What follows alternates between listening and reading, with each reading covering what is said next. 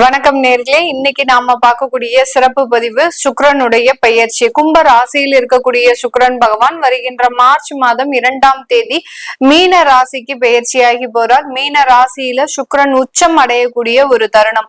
இந்த 26 நாட்களுக்கு சுக்கிரனாகப்பட்டவர் உச்சம் பெற்று ஒவ்வொரு ராசி என்பர்களுக்கும் உண்டான பலன்களை என்ன மாதிரியா கொடுக்க போறார். ஏன்னா சுக்கிரனாகப்பட்டவர் ஜோதிட ரீதியாக வருமானத்தை குறிக்கக்கூடிய ஒரு கிரகம், ஆடம்பர ஒரு வாழ்க்கையை குறிக்கக்கூடிய ஒரு கிரகம், அடுத்து ஒரு கலத்தர காரகமும் கூட இந்த சுக்கிரன். அதனால எந்தெந்த ராசி என்பவர்களுக்கு என்ன மாதிரியான ஒரு மாற்றங்கள் இருக்க போகுது அப்படின்றத இந்த பதிவுல நம்ம தெளிவா பார்க்க போறோம். இந்த சேனல்ல முதன்முறையா பாக்குறீங்க அப்படின்னா சப்ஸ்கிரைப் பண்ணிக்கோங்க, பெல் பட்டன்ல ஆல் ஆப்ஷன் சூஸ் பண்ணிக்கோங்க.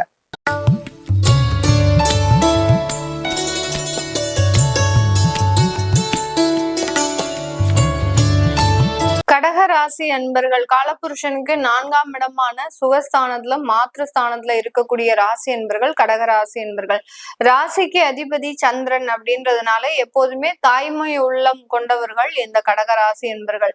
ஒரு விருந்தோம்பல் விஷயங்கள்ல எல்லாம் பாத்தீங்கன்னா ரொம்ப ஒரு ஆர்வம் உடையவர்களாக இருப்பாங்க. வீட்டிற்கு யாராவது வராங்க அப்படின்னா அவர்களுக்கு சாப்பாடு போடாம அனுப்ப மாட்டாங்க. அட்லீஸ்ட் ஒரு காஃபி இந்த மாதிரியாவது கொடுத்து அனுப்ப விடுபவர்கள் இந்த கடகராசி என்பவர்கள். இந்த கடகராசி என்பவர்களுக்கு எப்போதுமே மன ரீதியான சில விஷயங்கள்ல சில நெருடல்கள் கண்டிப்பாக இருக்கும். ஒன்னா ஹாப்பியா இருந்தா ஓவர் ஹாப்பியா இருப்பாங்க.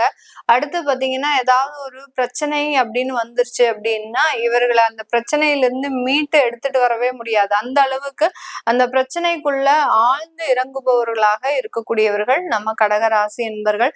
அதே சமயத்துல உறவுகள் முறையில இந்த கடகராசி என்பர்கள் மற்றவர்களை நம்பி ஏமாறக்கூடியவர்களும் கூட.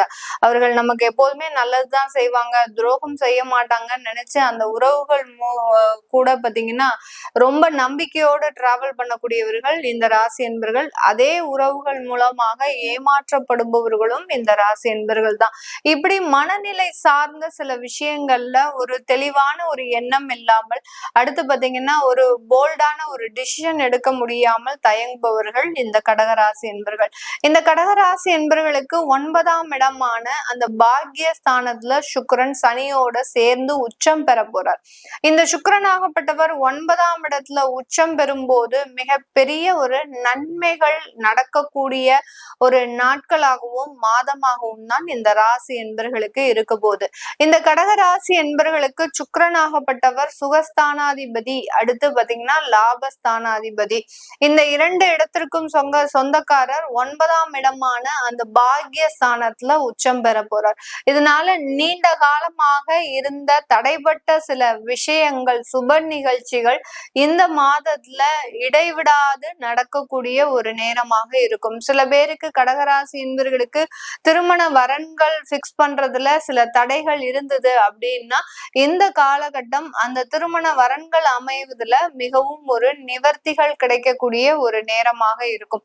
திருமண வரன் அமையறதுல பாத்தீங்கன்னா ரொம்ப எளிதாக அந்த திருமண வரன்கள் கிடைக்கும். அதே சமயத்துல ரொம்ப ஒரு எதிர்பார்ப்புகளோட இருந்த இந்த கடகராசி என்பவர்களுக்கு அவர்கள் எதிர்பார்த்த மாதிரியான சில திருமண வரன்களும் அமையறதுக்கு உண்டான ஒரு அமைப்புகளும் இந்த சுக்கிரன் உச்சம் பெறக்கூடிய ஒரு காலகட்டம் மிக அருமையான ஒரு அமைப்புகளை கொடுக்க போகுது. இந்த நேரத்துல பாத்தீங்கன்னா இந்த கடகராசி என்பவர்கள் தொழிலுக்கு உண்டான சில முதலீடுகளை பெறுவதற்கும், அடுத்து பாத்தீங்கன்னா சொந்தமாக சொத்துக்களை வாங்குறதுக்கு உண்டான சில முயற்சிகளை செய்வதற்கும் உண்டான ஒரு நேரமாக தான் இருக்க போகுது. இந்த காலகட்டம் புதிதாக வீடு வாங்கணும்னு நினைக்கிறவங்க அதற்குண்டான சில அட்வான்ஸ் பேமெண்டாவது கொடுத்துருவாங்க.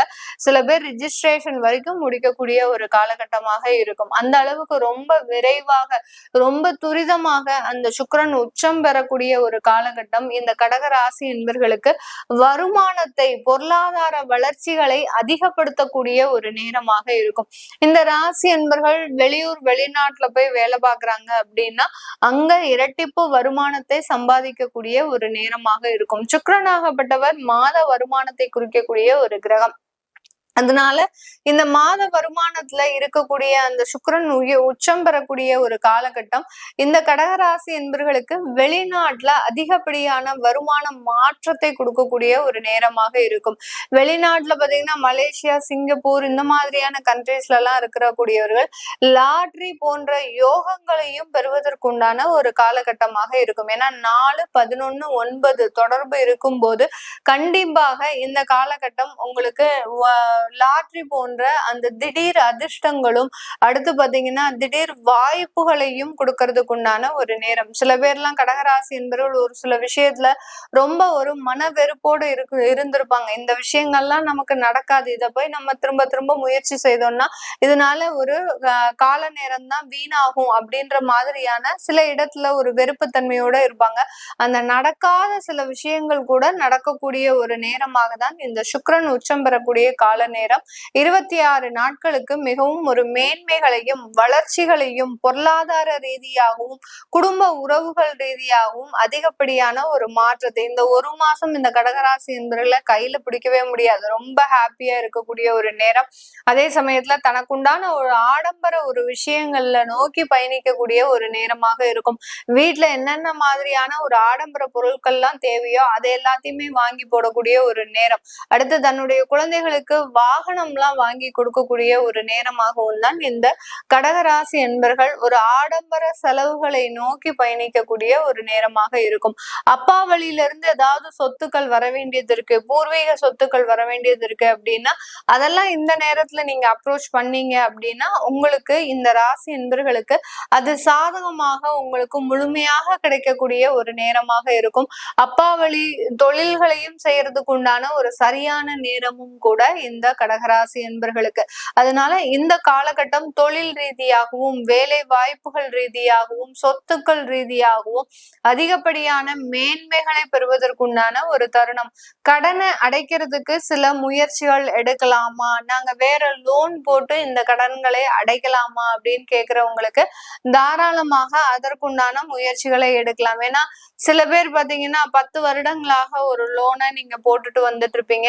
அதை அடைக்கணும்னு முயற்சி பண்றப்போ ஒரு டாப் அப் மாதிரி போடணும்ன்ற ஒரு விருப்பம் இருக்கும். அந்த மாதிரியான சில விஷயங்கள்லாம் இந்த கால நேரத்துல இந்த கடகராசி அன்பர்கள் செய்தாங்க அப்படின்னா ஒரு வருமான வளர்ச்சியும் இருக்கும், பொருளாதார ரீதியாக நீங்க ஒரு முன்னேற்றத்தையும் பெறக்கூடிய ஒரு கால நேரமாக இருக்கும்.